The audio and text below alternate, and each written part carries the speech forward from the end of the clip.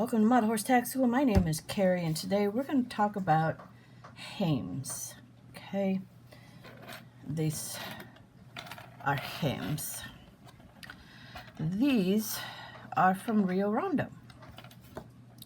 They fit a 25% larger collar from my pattern. All right. Now you need to add some type of closure to the bottom and the top.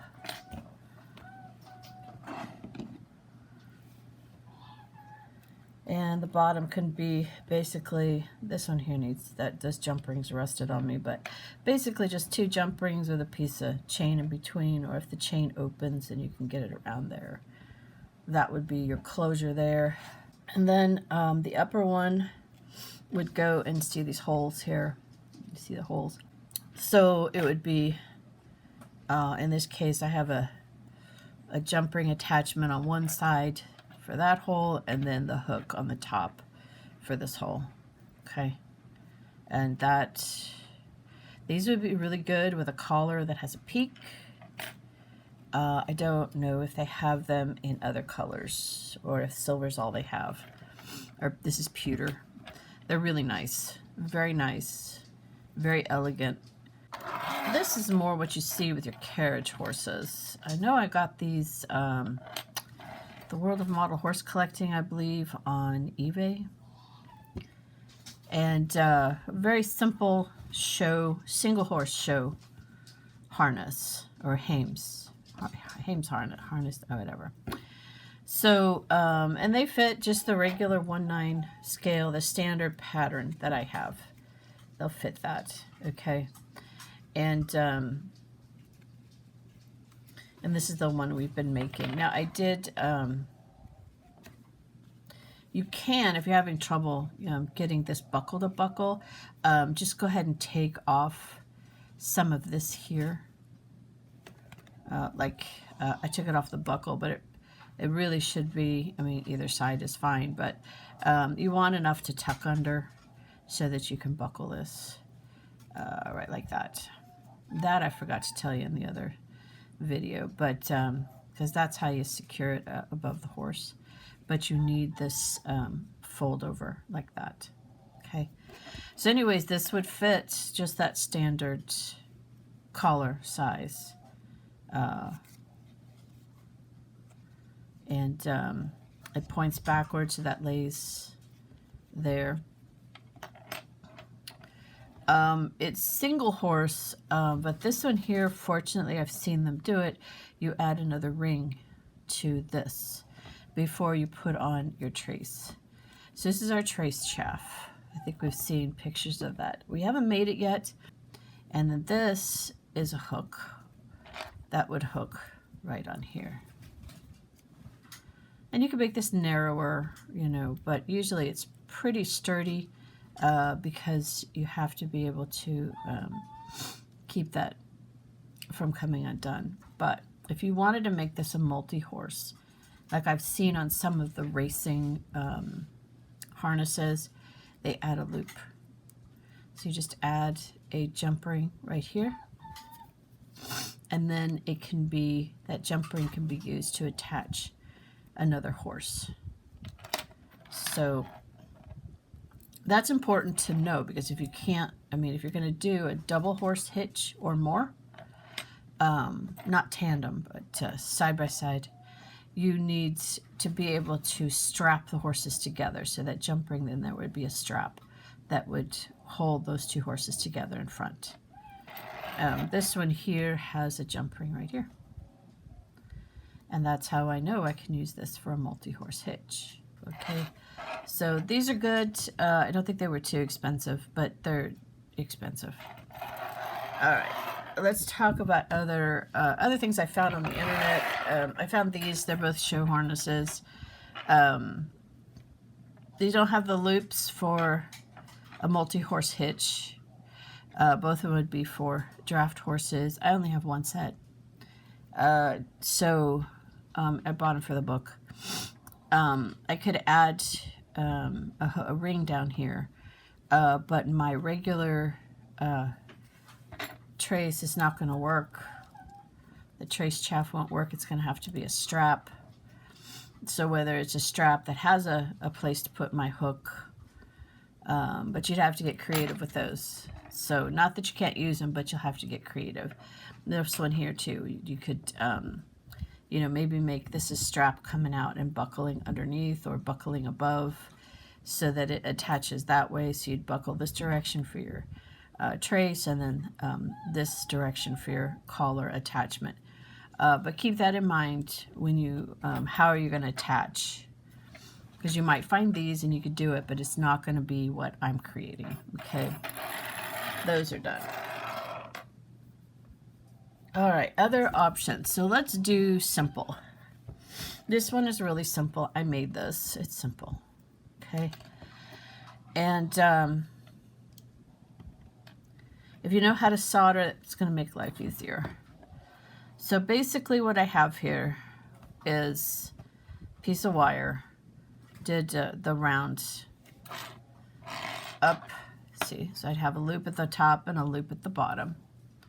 Okay, so we're just trying to find loop at the top, loop at the bottom. And then I have my hook and my chain.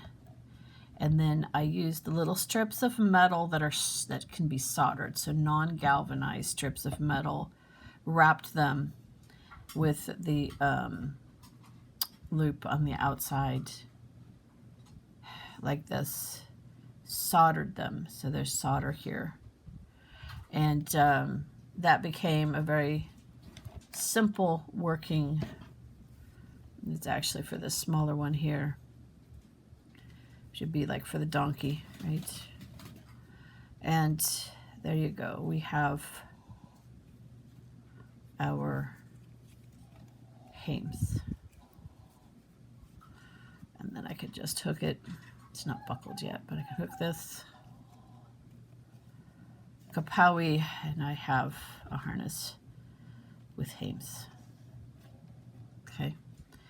So that was pretty simple. I need this for hames for my trace, and then I need these rings for my reins. Okay, so you really only need 2. All right. So then the next thing is you can do it bigger. Basically the same thing down here. I had still have it actually, some really big chain links. This here is because it would be stronger than most of the wire that I have. So that was my closure down there. Again, just a piece of wire like that. And at the top, I bent it outward a little bit. Not necessary. But this is your 1/9 scale. It's pretty much the same thing, okay? It's just larger. All right. So, is it accurate? It works. There you go. So if you wanted to do something more like the Rio Rondo, you have options. So what I did here is, this is in Jewelry Findings, and this is that when you make a necklace, and it's a triple strand necklace. Kind of see that, okay? And it's kind of faking this.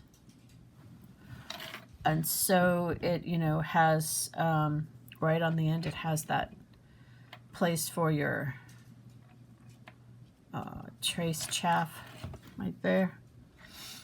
And then it probably could use another ring or 2. They did have one up there. I also had one where I had dollhouse hinges that were very similar. And I was able to take out the bolt that's in the hinge and then slide that on. So there's options out there for getting this look. I had one other, I lost it, up here. I could probably do one more for a check ring. And this would be regular rings and then a check ring. And then I added, using 2 jump rings, a small one and a large one, I added a ring here for multi-horse hitch. Okay, and it was perfect having that for the trace chaff. Oh, these here again, you want to go in the jewelry finding section. And this here is, these are just, actually they were clear, and then I painted them silver. But you can, I mean, whatever you can find. But these are like bell ends. So the, in this case, the there was a hole at the end, but you can get some that don't have the hole in the end, and super glued those on there. Okay, to start off with, you're going to need wire. I like a 19 gauge. Now this is galvanized. That means it won't rust. But it also means if I needed to solder it to itself, it would not solder because of the galvanizing. Okay, and there's nothing wrong with using it. Just make sure you understand the limitations of the wire. If you can find something non-galvanized around a 19 gauge, that would be good. You could certainly go thicker if you wanted. You want something that's at least a medium drawn to a hard drawn. So I have this thicker wire. It's an armature wire. It's aluminum and it's really bendy. So this is a soft drawn aluminum. This takes more effort to bend. So I don't know if you would consider it a hard drawn. It's at least a medium. And then there's this gold jewelry wire, and that's a medium. So this is a little smaller. It's a 20 gauge. So remember, the bigger the number, the smaller the wire. So a little bit smaller. So you could use like an 18, maybe a 16. So what we're going to do,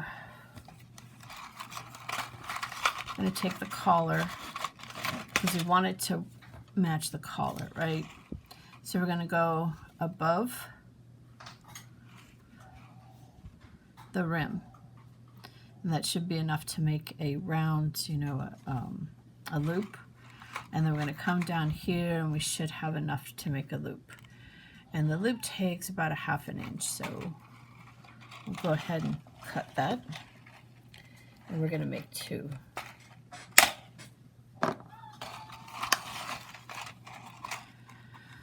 And it really is helpful if both wires are exactly the same length.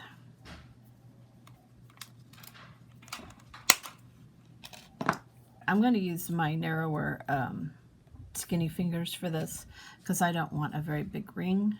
I want it to be just enough to hook. So I'm going to start it, and then you see I'm moving down because I want it small. So somewhere in there, I have a stronger pair of these I should probably find, but we'll do with what I got right now.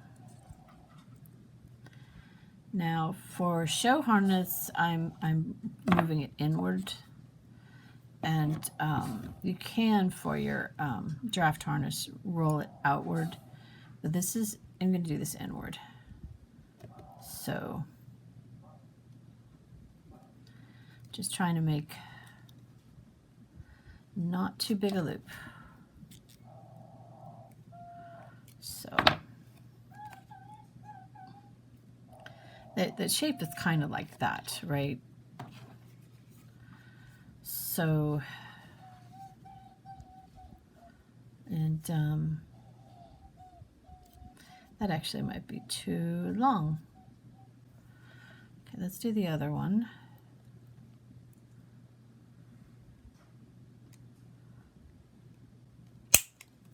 So the hardest part is getting the loops the right size.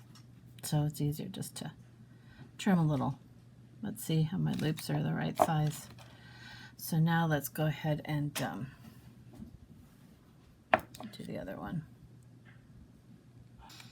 Okay. Now, I think these might be too long. So I'm just going to take an oval jump ring here for the closure on the bottom.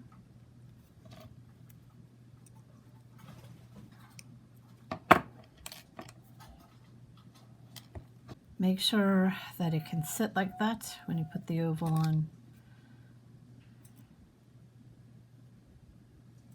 All right, now, I know, that's fun. There we go. And this is where I realize that might be too long. It was too long and I should have stopped and shortened it, but I was in a hurry to get it done. I haven't made one of these in like 10 years. Okay, so now I'm taking some tin, the tin sheet. It's 0.008 by 4 by 10 inches. And I'd gotten this from, it's KS Engineering. And I'm cutting strips. I'm going to do this. I showed you the jump rings. This one here, I'm going to show you a flat instead. So I'm going to cut 2 pieces. And then using something round to get the curl out. You can do this with any metal. It helps to have something round and just kind of force it flat. It just makes life easier than dealing with something that's all curled up. All right. Once I've got that done, I'm going to get 2 pieces. This is more like that show one that we saw that has that piece extending out that's not a ring. And here I'm just going to measure for length. It's too long. I'll need to trim it. No big deal. Always easier to trim too long than too short. And I need to make 2 of these. And I try really hard to make sure that they are the same exact length. Those are the jump rings, by the way. I just got them out of the way because I will use 2 jump rings for the reins. And the check rein on light harness or for the lighter horses is one strap that just goes straight down the neck to the hook. If your carriage horse is going to need a standard, more like a draft check rein, which is 2 reins coming upward through the harness, hames, and then to the hook, you'll want to add another set of rings for that. So I'm assuming a light harness style check rein. And we showed you both check reins. Hope you remember that because I was trying to educate it about all the different types so that you can start making decisions ahead of time, like what kind of check rein am I using. But usually the hames I've seen for show harnesses, they don't have that extra set of rings, which tells me they expect you to use the light style, not the draft style check rein. Okay, here I'm trying to get them snug to the wire. All right.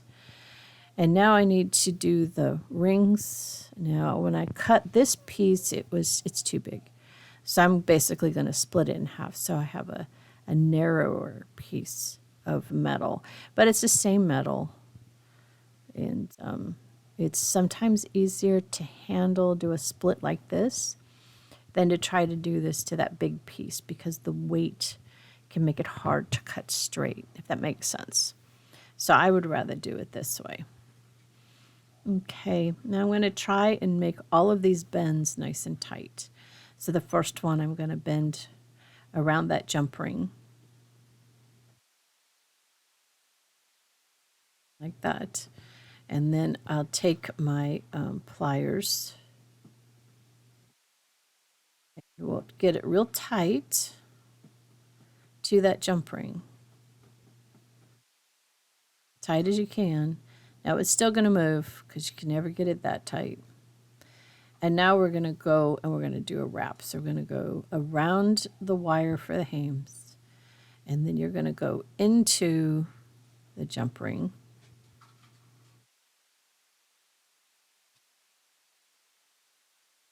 Pull that tight.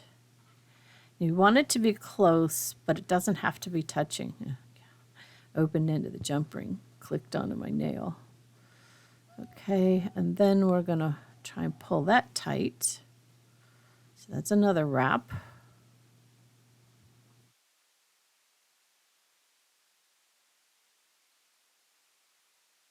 yeah, trying to deal with that opened end of the jump ring.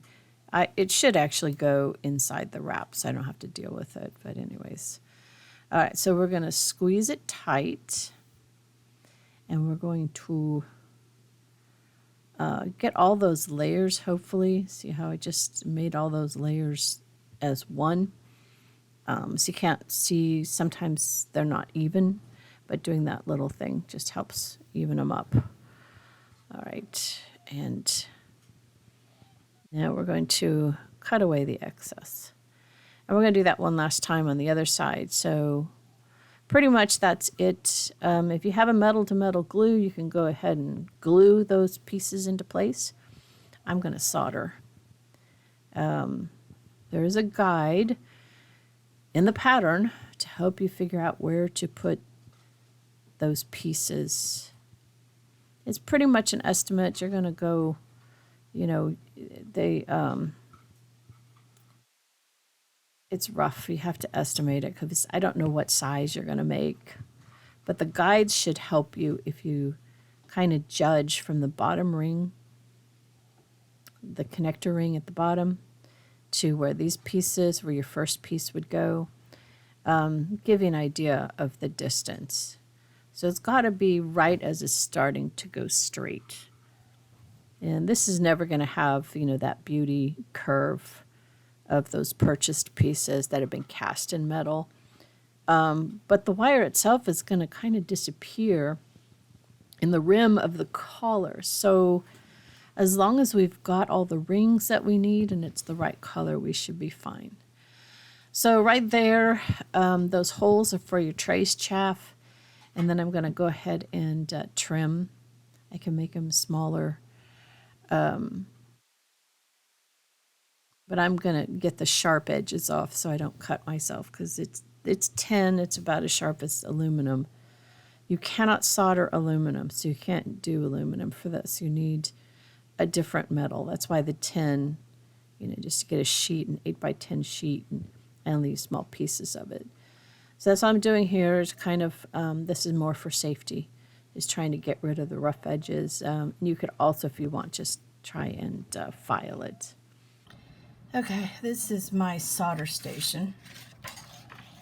And this is made of metal. I got it on Temu. Mostly because I go to these craft stores now and they don't carry anything. It's kind of annoying.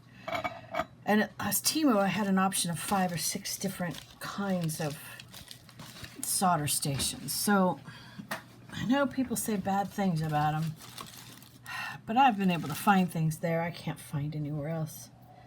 I didn't plan to teach you how to solder, but just showing you that sometimes having a solder station for something like this is a good idea. After I was done soldering, basically you're soldering the tin to itself. But anyways, I went ahead and used my nail drill to get off the rough edges. Now here I'm doing the connector. Every time it's going to be something different. Now at the bottom we went ahead and used an oval. And here I was trying to use a Rio Rondo hook with some chain with a jump ring. And you'll have to figure out how you want to do it. Because ultimately I didn't need the chain. So I did like a 2mm jump ring because I didn't want to add too much at the top. And then I used the Rio Rondo hook, and it's a very long hook. It's very long. Okay, now we're ready to start doing like a final fitting and a shaping. And trying to push the tops out more so they're more straight up. And they're too long. The hames are too long. And rather than, you know, cut the top off and redo the top loops, I just kept going. Like I said, I haven't made a hames in 10 years. And when I was writing the book, I was making a ton of them. So we can make do with this. I just think they're a little long at the top. So we're going to... I do like it, though. I think it works really well, but there you go. We can go ahead and hook that. I can push those, I can straighten the sides of the hames more. There you go. It'll work. Definitely work. And I'm pretty much pleased with it, considering I haven't done it in a while. Anyways, thank you for spending time with me today. Like, subscribe, tell your friends about the channel, and have yourself a really good day.